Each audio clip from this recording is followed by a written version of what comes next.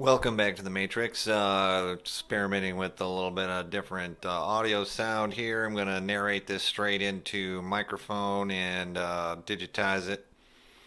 Going to turn on the Matrix right now. We're going to get our signals going. We're going to download some information to you, stream it right out. And this one's going to be called a story called Artificial Posting A, Part A. Some form of automatic writing machine was filling a cheap bag with old clothes from a yard sale. Throwing some change from the pocket of his vest, he said to the old widow, "Take this money, go buy yourself some new clothes." This miserly excuse for a human being saw no hatred in the eyes of the widow, only incomprehension followed by a wandering sort of look, focusing on one object, then another, finally returning to the man to say, "Wash your carcass, stinky old bum." A slow-moving car swelled from behind, pushing air away from its body like a shark trapped in sardine oil. Windows down, kids' arms hanging out. The driver, a woman, posed while driving to look at the pathetic display of pointless knick-knacks, moldy furniture, and bad artistic paintings. The sign read, "Estate sale, final day today." The funny thing is, it's always the final day of the sale. Stuff gets moved in at night, moved out the next morning. Same shit, different day. All the neighbors had agreed to ignore the scabby old bitch because offering her some help had caused trouble in the past. There was that nice Boy Scout who offered to take care of her lawn for nothing. Found him the next day under the overpass, stoned on heroin. Nobody nobody stops at the estate sale unless they are lost, on drugs, looking for drugs, selling drugs, or asking directions. One sniff of that kitty litter box filled with Reader's Digest from 1950 to 1951 was enough to make a grown man puke. The smell of death and cat piss all over the pile of clothes on the table marked 10 cents. The foolish ones ask questions. The smart ones get back in the car and drive as fast as they can from this place. Those lucky enough to get away can't even bring themselves to an orgasm for 52 days. They see the face of the widow just before climaxing and ruining it. The story gets around. Besides the stories, there are some police reports. Some city suit wandered in, wanted to buy all the silver spoons, and it turned out that he was melting it all down into silver bullets.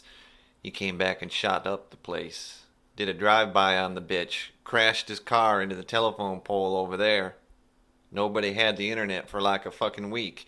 She survived. The neighbors pissed and moaned about it. As the day went on, into the afternoon, she picks up her boxes and piles of junk and moves it into the garage. She leaves the tables out all night with plastic sheeting over them. Cats come out, piss all over everything. Dogs come out, piss all over it. Dog crap all over the place. Don't step in the yard, it's just a cursed hell. This story is so made up. The widow lives there longer than anybody, that includes me. I come from Ethiopia for 8 years. Everybody else is new. They don't know that she is a widow. I remember the husband. He was always outside in the back garden smoking meat. But I did not know the husband's name until the papers showed that he was dead. Malcolm X. Bush claimed to be the heir to the throne of the White House or something. He didn't work, had a military retirement and insurance money. That is what I found out. But the widow never had a funeral. She could only understand small bits of English, so the body was cremated. Some people say, "Oh, that old lady killed her own husband for the insurance. She's just gone mad. Leave her alone, and you won't get into any trouble," I say. The postman visited mailboxes across the street, making as much noise as possible with each slam of the mailbox door, trying to say, hey, it's just me, the mailman, dropping off your precious junk mail again. God, my job is fucking pointless. Nobody mails letters anymore. It's all just junk and bills, and people throw away the rest. We're gonna lose our jobs to email any minute, and they're gonna add another route of junk mail when somebody retires. None of them paid any attention to the mailman as he flitted from box to box with that disingenuous grin, that insincere hand-wave gesture, almost like a yeah, whatever, but not quite a who the hell are you. Maybe they should have paid more attention to him today more than any other day. The mailman had snuck up behind them to say with that fake CIA smile, "Isn't she a strange one, that Mrs. Bush?" People mumbled. Some guy walking down the sidewalk said, "Forget strange. She's the weirder than strange." The postman laughed out loud and too hard. Nobody believed that laugh was real. Then, being overly friendly, he says, "Hey, Bob, how about those Broncos?" Bob drives a Ford Bronco with a special issue Bronco license plate that says Bronco 1. Bob says it like he always says it. "Gonna go all the way this year, man."